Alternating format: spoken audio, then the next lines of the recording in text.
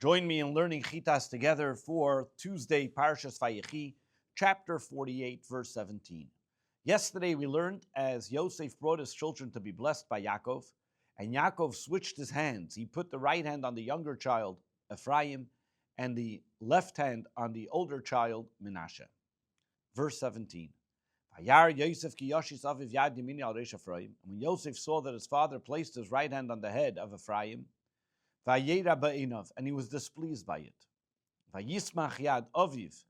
And so he lifted his father's hand, in order to remove it, from the head of Ephraim, to the head of Menashe.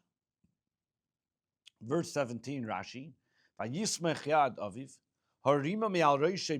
he tried lifting it from the head of his son, which of Ephraim's, and to be able to support it, that it should go on the head of Menashe. Verse 18, Yosef tells his father, and Yosef tells his father, not so my father, this one is the elder one. Sim yamin chal reishay, put your right hand on his head. Verse 18. Verse 19. Vayemoyin aviv, and his father refused. Vayomer, and he said, Yodaiti beni, Yodaiti, I know my son, I know. Gam hu yiyel he too will be a great nation.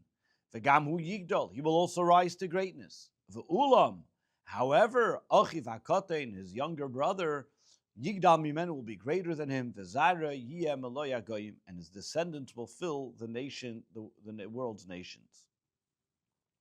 What does this mean? As Rashi explains, what is Yaakov referring to, and what is this reference to? Verse 19, Rashi, Adaiti b'ni adaiti, I know that you are I know that Menashe is the older one.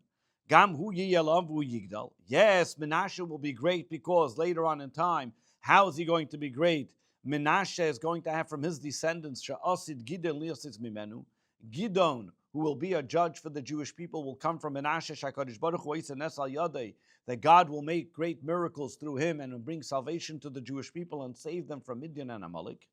V'ulam, achiv hakotin yigdal mimenu. However, his brother Ephraim is going to be greater than Menashe because Yeshua will be the successor of Moshe, will be coming from Ephraim.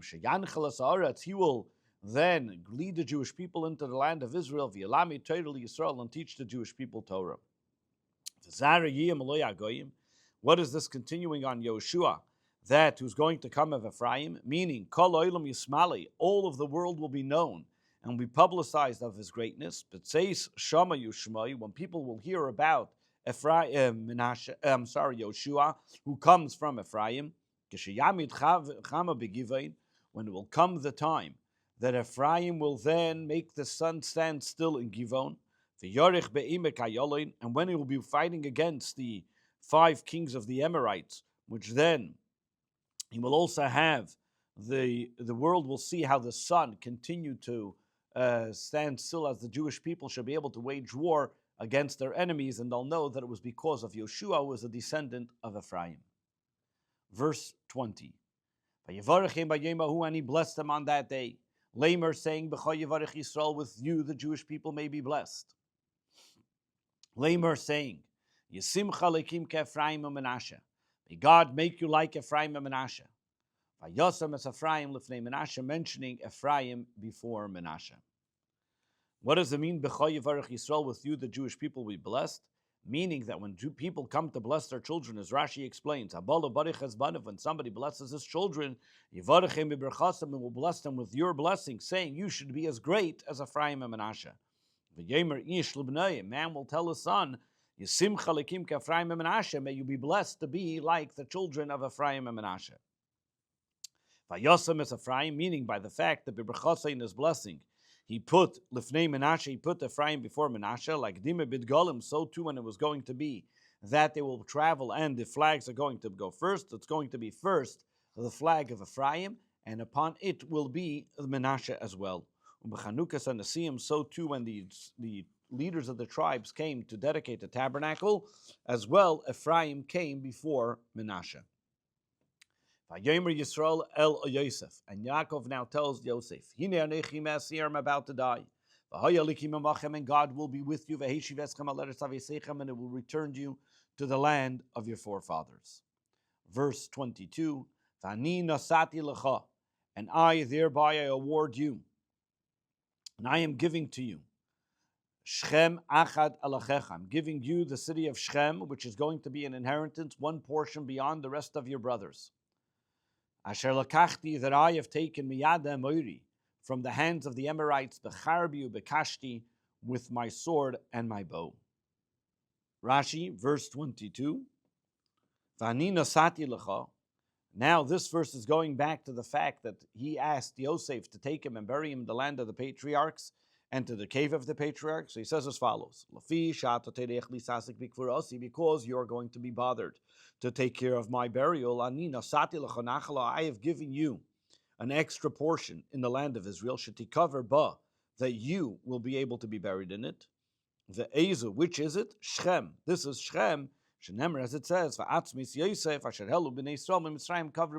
the bones of Yosef that the Jewish people took with them out of Egypt, they buried in Shechem, and this was the extra portion that was given to Yosef from his father.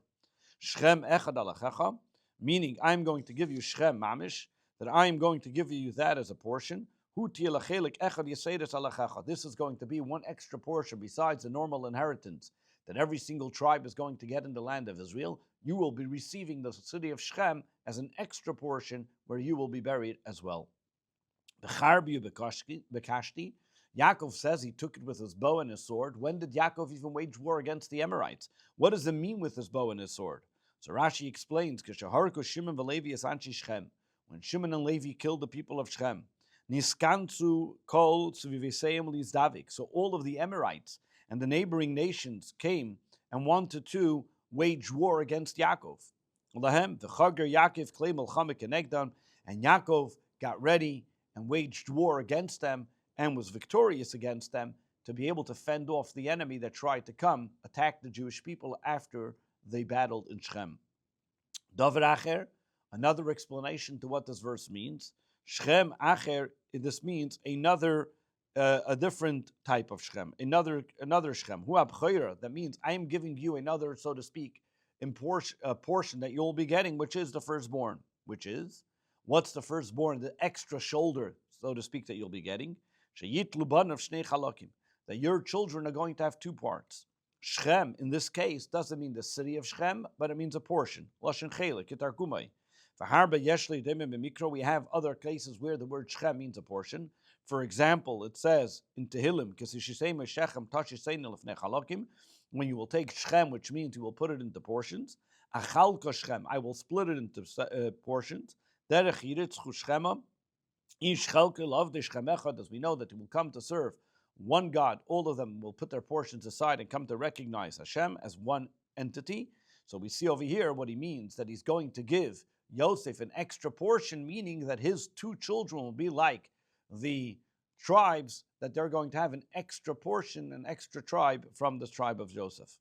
That I took from the Amorites, from Esav, that Esav behaved like an Amorite, meaning like evil people.